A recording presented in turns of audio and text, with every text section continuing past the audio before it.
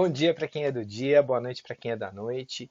Hoje nós vamos com uma sequência de vídeos onde no anterior nós mostramos o sistema de fechamento de máquinas injetoras e hoje a gente vai estar falando de como parametrizar o sistema de injeção.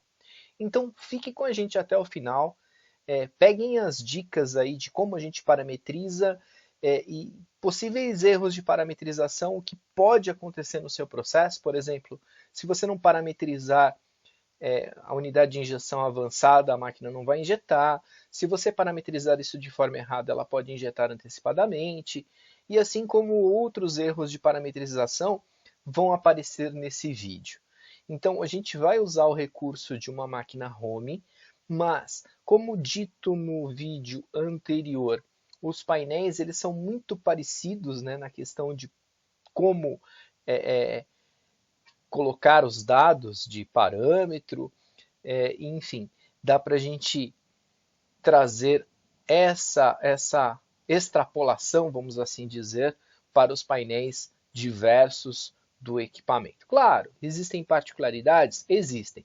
Mas a lógica de programação ela é muito parecida, ela é muito similar. Então fique até o final, curtam esse vídeo, comentem e tenho certeza que na fábrica vocês farão toda a diferença com essas dicas de fabricação. Então teremos brevemente alguns slides e vídeos para elucidar realmente a parametrização de máquinas. Tá ok? Bom, pessoal, dando continuidade à parametrização, hoje a gente está voltado na questão do sistema de injeção de máquinas injetoras. Então a gente vai falar um pouquinho do ciclo de moldagem, um pouquinho das variáveis de processo, e aí sim a gente vai entrar num vídeo que vai ilustrar como a gente parametriza passo a passo o sistema de injeção. Então fique conosco até o final e tenho certeza que vocês vão parametrizar a sua injetora na sua fábrica com o seu produto de uma maneira muito mais adequada e de uma maneira muito mais prática. Então vamos lá. Falando um pouquinho do ciclo de moldagem, basicamente a gente tem algumas fases no processo de injeção que precisam ser contadas antes da gente entrar efetivamente no painel da injetora e assim fazermos a parametrização. Primeiramente, no processo de injeção, acontece o fechamento. Para quem perdeu o vídeo de fechamento, volta lá no Dicas de Transformação e vocês vão aprender passo a passo como você programa um sistema de fechamento de uma maneira eficaz. Mais para frente, a gente vai tratar o tema proteção de molde, aí sim a gente vai ter uma demanda um pouco maior e mais específica para a proteção de molde. Se bem que no tema de fechamento a gente tratou de uma maneira superficial a proteção de molde e como acontece o fechamento. Como dito anteriormente, o fechamento ela é necessário para manter esse molde fechado durante o processo de injeção.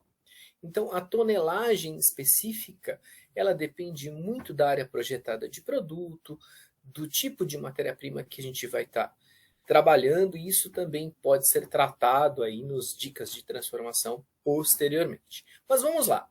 Feito o fechamento de molde, vai haver um movimento ou não do avanço da unidade de injeção, ou seja, essa unidade ela pode trabalhar fixa no molde ou ela pode trabalhar recuando.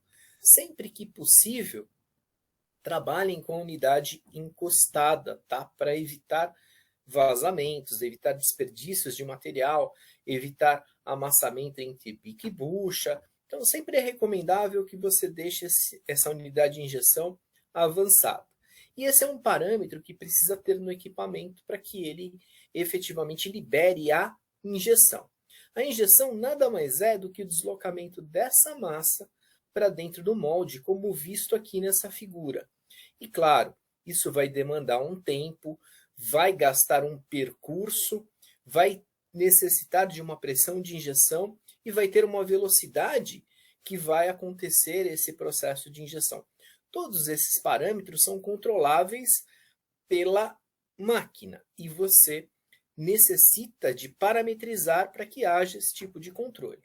Já o recalque é a fase onde o material ele foi transferido para dentro do molde e no processo de resfriamento você precisa compensar essa contração, ou seja, você vai empurrar um pouco mais de material para dentro do molde, compensando a contração desse tipo de material. E a gente sabe que com relação a materiais termoplásticos que são amorfos, ele tem um comportamento, materiais que são cristalinos, ele tem um comportamento.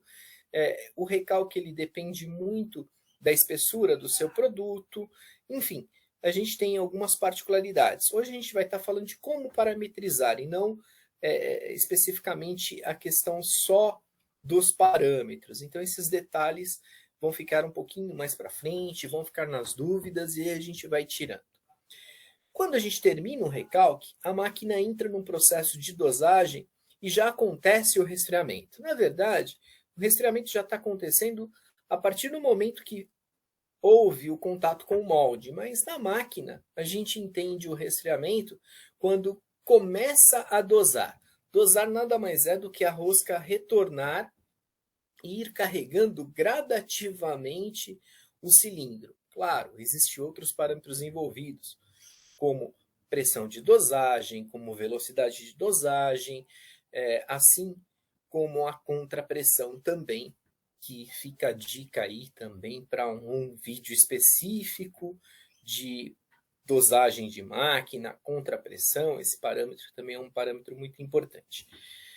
Bom, ao final da dosagem, termina a dosagem, entra a descompressão e acaba o resfriamento. Com esse sinal, a máquina abre, né, e faz o processo de extração. Então, basicamente, esse é o ciclo de moldagem. No slide seguinte, são as variáveis de processo que a gente trabalha. Então, para a máquina funcionar, a gente precisa ter temperatura de matéria-prima e, logicamente, de massa. Nós vamos ter pressões diversas de injeção, de dosagem, enfim, velocidades de injeção, dosagem, cursos diversos, né? Dosagem, cursos de descompressão, tempo de injeção, tempo de recalque, tempo de resfriamento, que na verdade vão ser monitorados e nem todos eles vão ser parametrizados dependendo do jeito que você trabalha o seu processo. Lembrando, se são variáveis de processo, você controla essas variáveis, tanto de temperatura, quanto de pressão, quanto de velocidade, quanto curso, e também a questão de monitoramento de tempo. Com relação a monitoramento de processo, não é hoje a nossa discussão. Sim, somente mostrar essas variáveis e como a gente parametriza isso dentro do equipamento. Então vamos agora para os vídeos. Bom, pessoal, entrando na parte de vídeos, eu vou soltar alguma coisa referente ao aquecimento e aqui a gente consegue observar já na figura o que está acontecendo tanto real quanto programado. Percebam o seguinte, essa máquina está setada para uma temperatura que está aqui embaixo, mostrado pelo cursor do meu mouse, onde efetivamente essa temperatura ainda não foi atingida. Uma outra particularidade nessa imagem é que a temperatura do bico aqui é uma temperatura também real. Muitas vezes você trabalha com esse tipo de sistema em modo proporcional. Então muita gente não conhece, mas proporcional significa que você está mandando ela ligar e desligar durante um tempo de aquecimento. Por exemplo, se a gente programa o bico a 50%, ela vai ficar 50% do tempo ligada e 50% do tempo desligado. E aí a gente não tem efetivamente a temperatura real. Por quê? Muitas vezes no bico não existe um sensor que mostre a temperatura real, assim como está sendo mostrado em cada região do nosso cilindro. Percebam o seguinte, nessa imagem a gente vê a entrada do material, aqui a gente vê como se fosse o funil da máquina, aqui a zona intermediária da máquina e aqui a região dianteira da máquina e posteriormente o bico. Percebam que a rampa de temperatura ela é ascendente aqui nessa região do cilindro. E, inclusive, o bico poderia estar setado com uma temperatura até um pouco superior à do bico, mas nesse momento não está ainda. Então, a gente tem uma temperatura de 230 graus na traseira, 235 graus na dianteira, na central, e 245 graus na dianteira. E o bico está setado com 230 graus. Vejam que aqui existe uma tolerância superior e uma tolerância inferior, que ainda não está muito bem regulada, porque essa temperatura ela pode oscilar de 230 até 260, como está setado aqui na máquina. E aqui também pode variar de uma maneira inferior de 230 até 200 graus, ou seja, a gente tem um range aqui de temperatura de 60 graus. Isso não é legal de você deixar no equipamento. Sempre mantenham a temperatura em torno de 5 até 10 graus para mais ou para menos, não mais do que isso. Então aqui a gente consegue ver o equipamento funcionando a parte de aquecimento. Então aqui a gente consegue ver que esses são os pulsos de temperatura. À medida que ela está ficando vermelha aqui, é porque está sendo ligada e desligada. Então aqui a gente acessa o painel da máquina, como mostrado, de acordo com o parâmetro que a gente vai necessitar. No caso, a gente viu agora, nesse momento, temperatura. Então, a gente viu aqui que acendeu a parte de aquecimento, tá bom? Então, é isso. Nesse parâmetro. Agora, vamos para outro parâmetro. Aqui nessa página, a gente consegue acessar tanto parâmetros de injeção, quanto parâmetros de recalque. Então, à medida que a gente vai nessa região aqui do equipamento, a gente vai acessar a injeção, a gente vai acessar o recalque, vai acessar os modos de intersecção entre injeção e recalque. Então, avançando o vídeo, vocês vão ver que, apertando esse botão, a gente vai entrar justamente nos parâmetros de injeção. Então, acendeu aqui no painel a injeção. Então, da mesma forma que nós vimos no vídeo anterior, aqui a gente tem parâmetros de velocidade, a gente tem parâmetros de curso, e aqui no caso tem uma pressão específica máxima que foi setada nesse equipamento de 30 bar. Isso são parâmetros variáveis, onde aqui no caso não está sendo variável, mas sim parâmetros que são iguais. Muitos painéis dão a opção de você simplesmente desligar essas variações, ou seja, o que essa máquina nos mostra?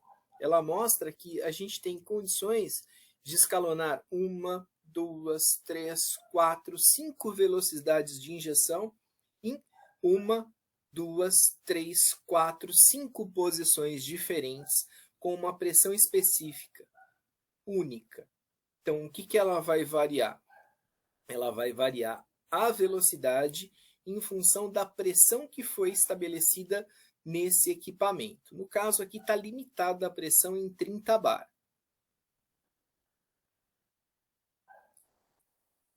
Então a gente consegue visualizar. Voltando à setinha, a gente entra num parâmetro de recalque. Então acendeu basicamente o recalque. No caso, essa máquina ela também dá a opção de você ter 1, 2, 3, 4, 5 escalonamentos de pressão com 5 tempos de recalque. E aqui a gente consegue manter ela desabilitada, por exemplo, só está habilitado 1 segundo de recalque nesse parâmetro em 10 bar, tá? E essa pressão de recalque aqui, vocês podem observar que está no mesmo parâmetro, né? Ou seja, 10 bar, e aqui só está aceso, só está habilitado 1 segundo de recalque. Mas ela te dá a opção de muito mais. Entrando na terceira opção, a gente consegue parametrizar essa máquina por tempo, ou a opção de todos, ou através de pressão hidráulica, ou seja, quando a gente correr o vídeo, você tem a opção de fazer a computação de injeção de acordo com o que você selecionar no painel. Então, ali, apertando, você vai ver que tem a opção de posição, tempo,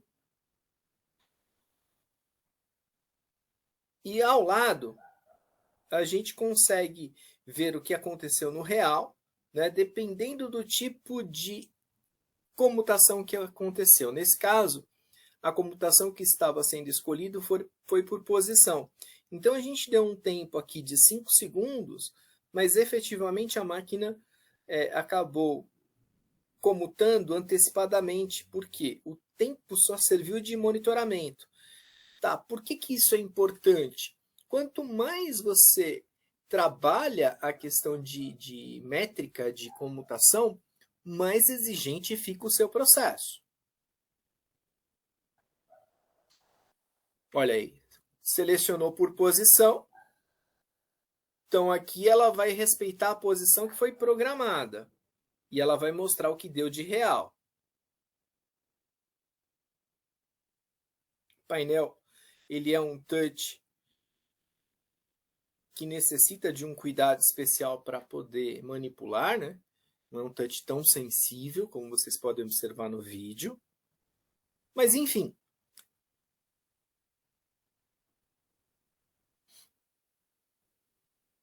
Ele vai voltar para a tecla inicial aqui. E aí você consegue acessar a outros parâmetros. No caso aqui, voltou para a parte de plastificação. Ó.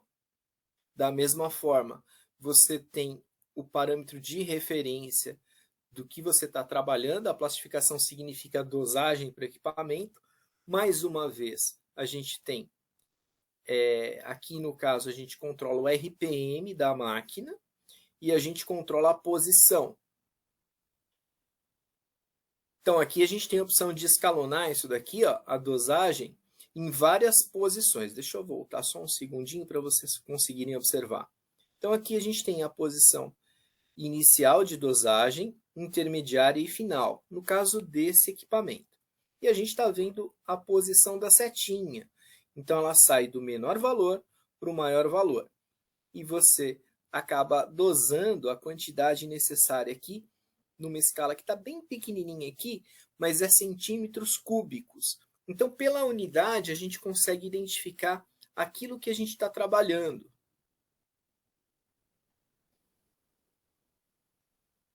Voltando ali, vai acessar agora a parte de unidade de injeção. Lembrando que a unidade de injeção ela precisa de um sinal de avanço, necessita saber se ela vai trabalhar recuando a unidade ou não. Então você vai parametrizar para que a máquina trabalhe de uma maneira fixa, o cilindro de injeção, ou trabalhando, retornando e avançando durante o processo de injeção. Sempre que possível, como já foi dito, deixar o cilindro de injeção avançado. Olhando a parametrização, o que a gente consegue enxergar? Vamos lá. Fechou o molde. Ela também mostra uma sequência de alarmes que pode ocorrer durante o processo e necessariamente o operador ele precisa resetar. Fechou o molde. Vamos resetar os alarmes aqui. Está ligado à unidade de injeção para ela poder movimentar. Então, esse botãozinho aqui indica que nós ligamos o avanço do cilindro, né? Injeção, enfim. Avançou a unidade. Nós vamos entrar no painel para observar o posicionamento dela. Legal? Então, ali tem um valor programado. Nós vamos na lupinha e vamos verificar qual o valor que está no painel.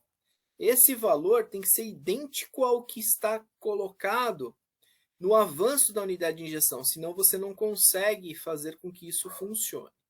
Tudo bem? Um outro parâmetro que nós trabalhamos efetivamente é com a questão da descompressão.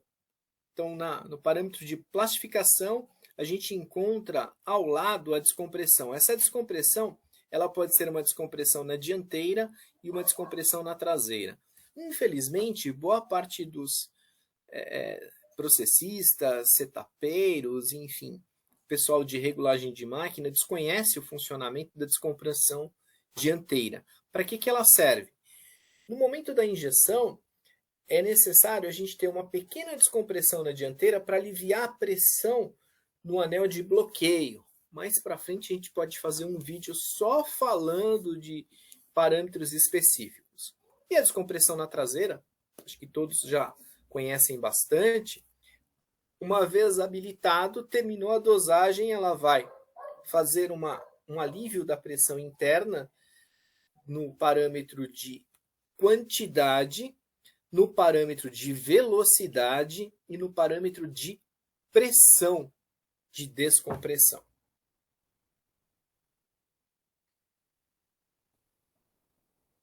Mais uma vez o parâmetro de dosagem sendo mostrado aí.